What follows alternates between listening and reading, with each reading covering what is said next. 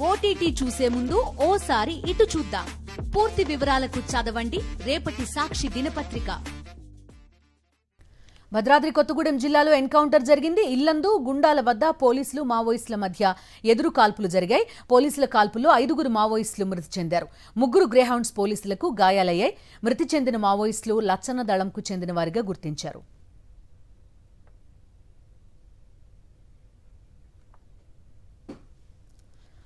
భద్రాద్రి కొత్తగూడెం జిల్లాలో ఎన్కౌంటర్ జరిగింది. ఇల్లందు గుండాల వద్ద పోలీసులు మావోయిస్టుల మధ్య ఎదురు కాల్పులు జరిగాయి.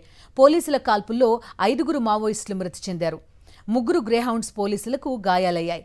మృతి చెందిన మావోయిస్టులు లచ్చన్న దళంకు చెందిన వారుగా గుర్తించారు.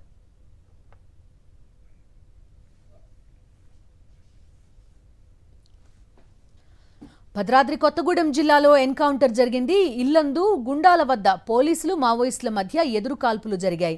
పోలీసుల కాల్పుల్లో 5 మావోయిస్టులు మృతి చెందారు. 3 గ్రేహౌండ్స్ పోలీసులకు గాయాలయ్యాయి.